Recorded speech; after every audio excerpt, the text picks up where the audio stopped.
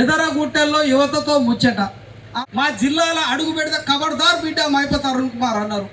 12 సార్లు అరెస్ట్ చేయించిండ్రు. వాళ్ళకు ఎంపీ ఉన్నాడు, 2 ఎమ్మెల్యేలు ఉన్నారు. మానప్పుడు శత్రువు తెలికల్లోడైనప్పుడు వాడి కోట మీదనే వాడి గద్దె గురించే ప్రణాళిక చేసేటోడే నిజమైన లీడర్. పూర్వీకులు చెప్పిన నేల విడిచి సాము చేయదురా బిడ్డ, నీ నేల మీద చేరి సాము చేసేది ఉంటే నువ్వు యుద్ధంకి వెళ్తామన్న ఒక కోణం నుంచి వెళ్ళి కూర్చున్న మీటింగే ఇవాళ ఎదరగొట్టాలి. మీటింగ్ అనేది కూడా లంబాడీ ఎస్టీ జాబ్ నుంచి తొలగించడం అనేది సాధ్యం కాదు. ఆల్రెడీ 50 ఏళ్ళుగా మేము కలిపినాం కాబట్టి బస్సు యాత్రలు చేసుకోవాలని అనుమతులు ఇచ్చిండ్రు. సుప్రీంకోర్టుకు లంబాడీలు 1900 సంవత్సరం నుంచే ఎస్టీలని పంపిండ్రు. ఇక మిగిలిన అన్నం అనేది మర్చిపోయినాం కాబట్టి ఇంత కమిటీ పెడుతూ కోట్లాడుతాం జాతి కోసం.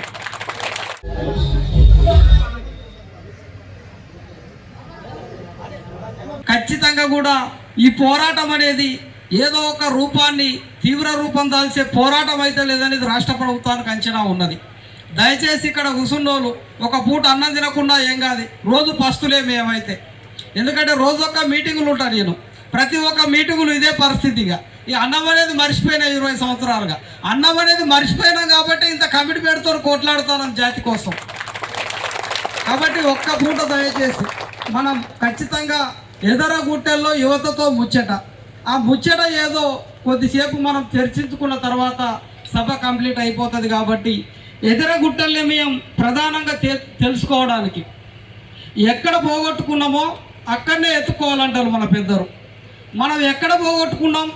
మన సంస్కృతిని పోగొట్టుకున్నాం, మన భూభాగాన్ని పోగొట్టుకున్నాం, మన యొక్క ఆచార వ్యవహారాలు పోగొట్టుకున్నాం, కట్టుబాట్లను పోగొట్టుకున్నాం.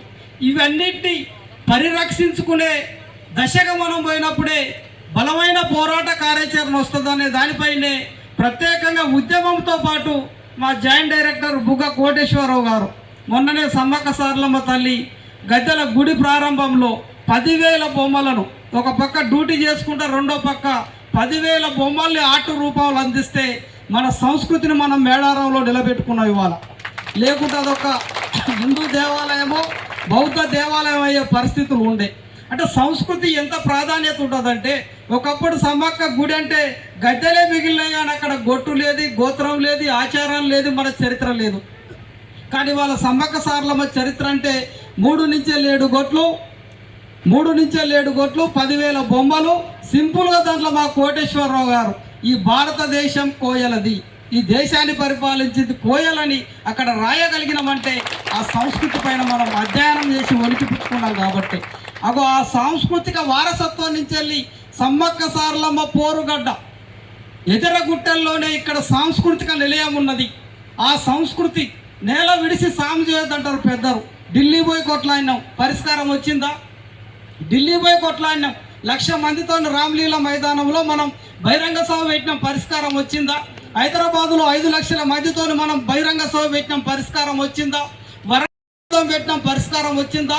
ఇంద్రవెల్లిలో 1,00,000 మందితో సభ పెట్టినాం, పరిష్కారం వచ్చిందా? ఎక్కడ సభలు పెట్టినా సమావేశాలు పెట్టినా పరిష్కారం రాలేదంటే నా పూర్వీకులు చెప్పిన నేల విడిచి సాము చేయదురా బిడ్డ, నీ నేల మీద చేరి సాము చేసేది ఉంటే నువ్వు యుద్ధంకి వెళ్తామన్న ఒక కోణం నుంచి వెళ్ళి కూర్చున్న మీటింగే ఇవాళ ఎదరగుట్టాలి. మీటింగ్ అనేది కూడా మనం గుర్తుపెట్టుకోవాల్సిన అవసరం ఉంది. ఎదరగుట్టెలు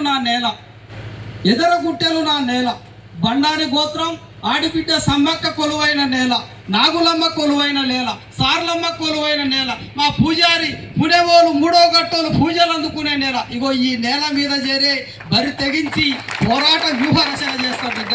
అందుకే ఇవాళ యువతతో ముచ్చట కార్యక్రమాన్ని పెట్టుకున్నాం.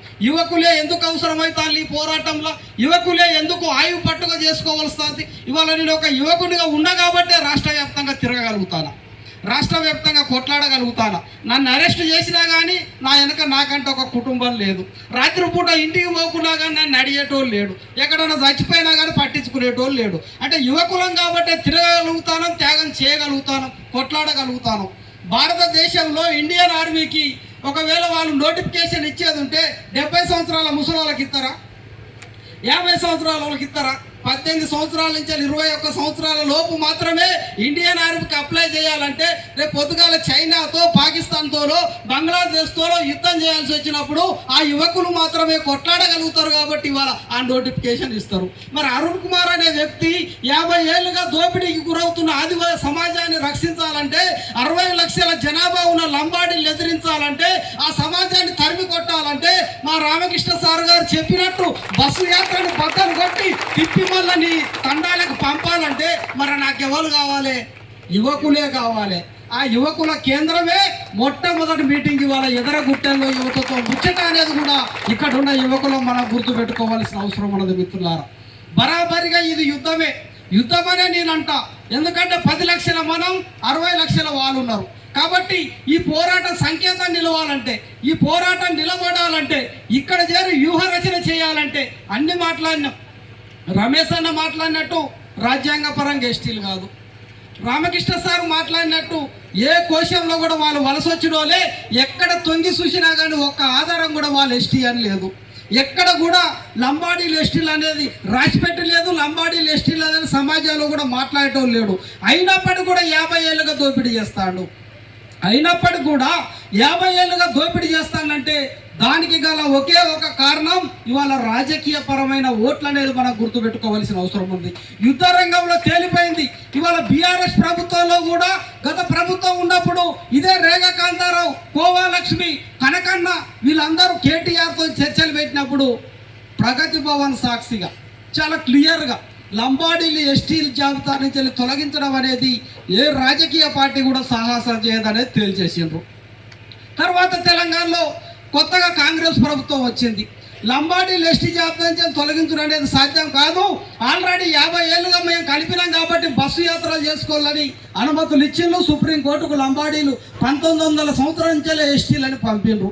ఇక మిగిలిన పార్టీ బీజేపీని మా రామకృష్ణ సార్ మోడీని కలిసిండు, అమిత్ షాను కలిసిండు, ఆర్ఎస్ఎస్ చీఫ్ను కలిసిండు, అనేక నేతల్ని కలిసిన తర్వాత ఇగో వీళ్ళు ఢిల్లీ స్థాయి లాబింగ్ చేస్తారని ఢిల్లీకి పోయి అంబానీ, ఆదాని, లవాని, లంబాని జెనెటికల్గా వ్యాపారస్తులం కాబట్టి లంబాడీలు అంటే లవన్ అంటే ఉప్పు అమ్ముకొని వ్యాపారస్తులు చేసి వ్యాపార రంగం నుంచి వచ్చినాం కాబట్టి ఇవాళ లకీసా బంజారా అనే వ్యక్తి ఎర్రకోటలు కట్టిలని చెప్పుకుంటారు కదా.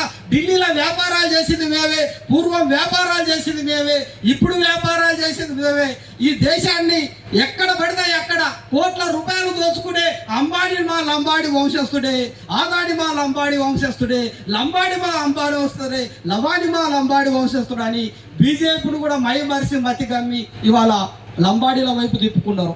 అనుకున్నప్పుడు నీ వెనక బీజేపీ లేకపోయా, నీ వెనక బీఆర్ఎస్ లేకపోయా, నీ వెనక ఇవాళ ఉన్న కాంగ్రెస్ లేకపోయా, సిపిఐ లేకపోయా, సిపిఐ లేకపోయా, ఇంకా అనేక పార్టీలు లేనప్పుడు నీకు సమస్యకు పరిష్కారం ఎక్కడ దొరుకుతుంది? ఎందుకు లేరంటే ఇవాళ వాళ్ళ ఓట్లు 60 ఎమ్మెల్యే స్థానాలు ఉంటే మన ఓట్లు 12 ఎమ్మెల్యే స్థానాలు ఉన్నాయి. 60 ఎమ్మెల్యే స్థానాలు లంబాడీలు ఒక పార్టీని గద్దె ఎక్కియగలుగుతారు, ఒక పార్టీని గద్దె దింపగలుగుతారు. అదే 10 లక్షల మంది ఉన్న జనాభా ఉన్న ఓట్లు ఇంతంత మందు తాగితే ఎవరికి ఎత్తడో కూడా రాజకీయ చైతన్యం లేదు. పైసలు ఇస్తే ఓట్లు అమ్ముడు పోతాయి. అక్కడ సమాజానికి రాజకీయ చైతన్యమే లేదు, తక్కువ ఓట్లు. ఈ సమాజానికి 60 లక్షల మంది ఉన్నారు, 30 లక్షల ఓట్లు ఉన్నాయి. వీడు మాత్రం ఆలోచనతో రాజ్య నిర్మాణం చేస్తాడు కాబట్టి మరి రాజకీయ పార్టీలో ఎటుపక్క ఉండాలంటే ఈ లంబాడీల పక్కనే ఉండాలని అద్దాల గాజులు వేసుకొని ఇవాళ నెత్తిన టోపీలు పెట్టుకొని ఎగిరే పరిస్థితుల్లో మన కళ్ళ ముంగట్నే చూస్తాను మిత్రులారా. కాబట్టే ఇవాళ మనకు పోరాటం అవసరమవుతుంది, యువతతో ముచ్చట అవసరమవుతుంది. పాకాల కొత్తగూడలో సార్ చెప్పిండు, మహబూబాబాద్ జిల్లాలో 12 సార్లు అరెస్ట్ చేసిండ్రు. దానికి గల కారణం ఏంటంటే ఇది గిరిజన జిల్లా, ఇక్కడికి రావద్దు, మా జిల్లాలో అడుగు పెడితే ఖబర్దార్ బిడ్డ మైపతి అరుణ్ కుమార్ అన్నారు. 12 సార్లు అరెస్ట్ చేయించిండ్రు. వాళ్ళకు ఎంపీ ఉన్నాడు, 2 ఎమ్మెల్యేలు ఉన్నారు, వాళ్ళకి మంత్రులు లేకపోయినప్పటికీ రాజకీయ బలం ఉన్నది. అక్కడ పొలిటికల్ లాబింగ్ చేసి ఎస్పీలు, డిఎస్పీలు, ఎస్ఐలను పెట్టి అనేక సార్లు అరెస్ట్ చేసినా కానీ సమన్వయంతో ఓపికతో ఉన్నా. ఎక్కడ కూడా నా తుడుందెబ్బ క్యాడర్కి అసంఘాక్య కార్యక్రమాలు చేయొద్దని చెప్పిన కారణం ఏంటంటే శత్రు బలంగా ఉన్నప్పుడు, శత్రు తెలికల్లోడైనప్పుడు వాడి కోట మీదనే వాడి గద్దె గురించి ప్రణాళిక చేసేటోడే నిజమైన లీడర్. బిడ్డ అదే గడ్డ పైన జూన్ 3వ తారీఖున బహిరంగ సభ పెట్టి 800 మంది పోలీసు వాళ్ళు 17 మంది సిఐలు, 6 డిఎస్పీలు, 3 ఎస్పీలు, 34 మంది ఎస్ఐలు, 800 మంది పోలీస్ ఫోర్స్తో ఇవాళ ఆ గడ్డ పైన సభ పెట్టి ప్రభుత్వానికి జూన్ 30న కనుక రాష్ట్ర ప్రభుత్వం దిగొచ్చి, రేవంత్ రెడ్డి ప్రభుత్వం దిగొచ్చి 50 ఏళ్ళుగా గోసపడుతున్న లంబాడీల సమస్య పట్ల జ్యుడిషియరీ కమిషన్ నియమించాలి. ఈ రోజు వరకు కూడా ఆకాశం వైపు చూసే మా పంటలు ఉన్నాయి. నరేందర్ అన్న చెప్పినట్టు గోదావరి నీళ్ళు మైదాన ప్రాంతాలకు పోతే మేము ఇప్పటికి కూడా ఆకాశాన్ని చూసి పంటలు వేసుకునే పరిస్థితులు ఉన్నాయి. పోడు భూముల గోస అట్లనే ఉన్నది.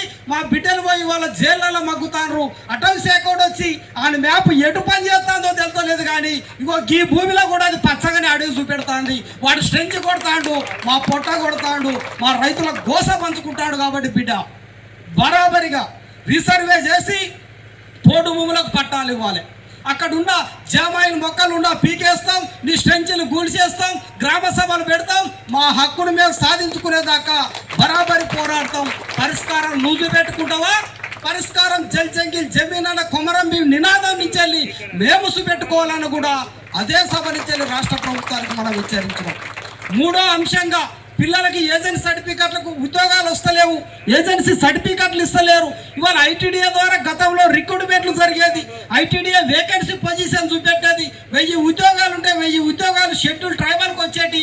ఇవాళ 60 ఉద్యోగాలు వస్తున్నాయి. 940 ఉద్యోగాలు మేము కోల్పోతాం. 940 ఉద్యోగాలు కోల్పోయినప్పుడు భద్రాచలం ఐటీడీఏలో మన బిడ్డలకు ఉద్యోగాలు ఎట్లా వస్తాయి అనే దానిపైన కూడా ఇవాళ బరాబరిగా 29 శాఖల్లో ఉన్న ఏ జీవోలు అవుతున్నాయో ఆ జీవోలు ఇంప్లిమెంటేషన్ చేసి ఇవాళ ఏజెన్సీ ఉద్యోగాలు ఇవ్వకుంటే జూన్ 30 తర్వాత ఐటీడీఏలు దగ్ధం చేసే కార్యక్రమాలు ఉంటాయని కూడా అదే ఘటనకెళ్ళి మనం వాళ్ళ రాష్ట్ర ప్రభుత్వానికి హెచ్చరించడం జరిగింది.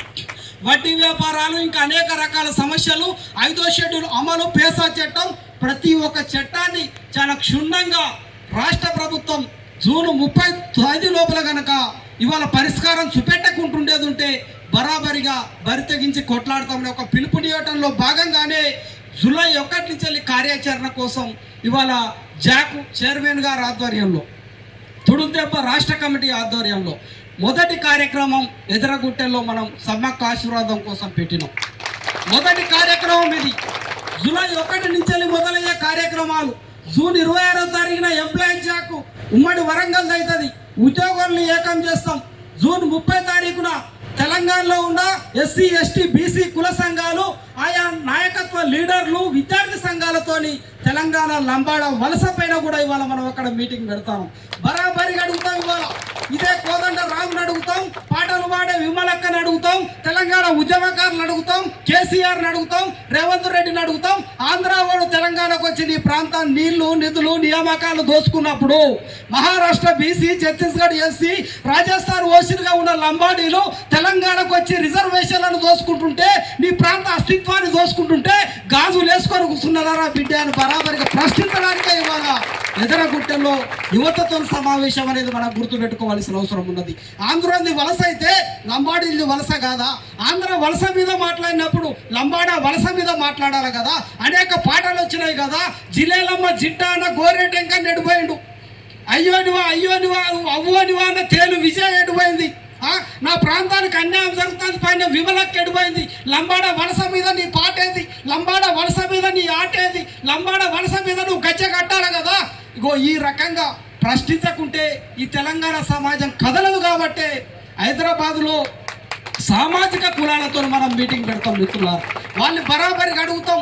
తెలంగాణ గోదావరి మట్టి తల్లి గర్భం నుంచి వెళ్ళి ఆ నల్లరేగడి భూమి నుంచి వెళ్ళి పుట్టుకొచ్చిన కోయల వైపా, ఎర్ర తోలు ఉన్న రాజస్థాన్ లంబాడీల వైపా తెలంగాణ సమాజం తెలుసుకోవాల్సిన అవసరం ఉన్నది. నేటివ్ ట్రైబల్ ఎవడు, ఇక్కడ పుట్టిందేవాడు, ఇక్కడ పెరిగిందేవాడు, ఈ ప్రాంతంలో ఉన్నదెవడు, ఈ ప్రాంతాన్ని కాపాడేది ఎవడు అనేది కూడా తెలుసుకునే వ్యవహారం కోసమే మనం అక్కడ పెట్టినాం.